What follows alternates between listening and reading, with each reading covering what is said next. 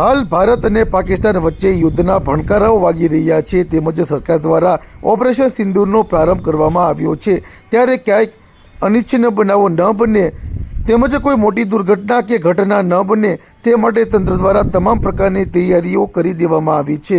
જિલ્લા વહીવટી તંત્ર સુસજ્જ બન્યું છે અને આરોગ્યલક્ષી તેમજ તમામ પ્રકારની સુવિધાઓ સુસજ્જ કરવામાં આવી છે। આવા સમયમાં જિલ્લા વહીવટી તંત્ર દ્વારા તાલુકા કક્ષા અને જિલ્લા કક્ષાએ કંટ્રોલ રૂમ કાર્યરત કરવામાં આવ્યા છે, જેમાં ખાસ કરીને બોટાદ, ગઢડા, રાણપુર અને બરવાળા ખાતે આ કંટ્રોલ રૂમો કાર્યરત કરવામાં આવ્યા છે। કોઈ ગ્રામ્ય વિસ્તાર કે તાલુકા વિસ્તારમાં કોઈ घटना बने तो तेनी सीधी जाण करवानी रहेशे। कंट्रोल रूम में आज अपने राउंड लिए गुजरात में अलर्ट है युद्ध के लिए।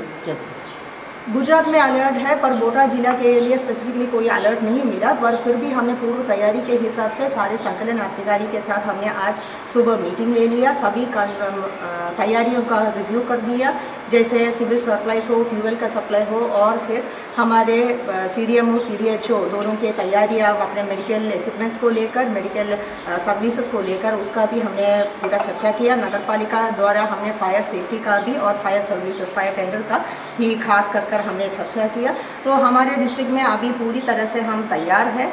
पूरे सिविल लोगों के लिए जो भी हमें ज़रूरियात चाहिए वो सब हमने फ्यूल का भी स्टॉकिंग किया है, सिविल सप्लाईज का भी कोई इशू नहीं है। साथ में हमने NGOs और मंदिर के साथ भी हमने चर्चा किया कि कोई भी अनफॉर्चुनेट सर्कमस्टेंस अगर हो तो हम इसके लिए पूरा तैयार रहे। और इसके भाग रूप में कंट्रोल रूम का भी मुलाकात लिया, उसका भी पूरी तैयारी हमारे पास है। हमारा हॉटलाइन चालू है, कंट्रोल रूम का नंबर्स भी हमने मीडिया प्लेटफॉर्म से हमने आइडेंटिफाई किया है, लोकल न्यूज़पेपर्स द्वारा, ट्विटर अकाउंट द्वारा, इंस्टाग्राम थ्रू और सारे सोशल मीडिया हैंडल्स पर भी कंट्रोल रूम का नंबर हमने प्रचार प्रसार किया है ताकि नागरिक जब चाहे हमें कांटेक्ट कर सके। और सैटेलाइट फोन का भी हमने कार्यरत किया। नागरिकों को क्या संदेश है कि आप बोटाद डिस्ट्रिक्ट के लिए कोई खास करके कोई अलर्ट नहीं है, ये तो सिर्फ हमारे पूर्व तैयारी के हिसाब से चालू है, इसलिए कोई पैनिक होने की कोई ज़रूरत नहीं है। डर के बगैर आप अपने नॉर्मल जो मतलब तरीके हैं उस हिसाब से आप जी सकते हैं, इसमें कोई इशू नहीं है, इसमें पैनिक होने की कोई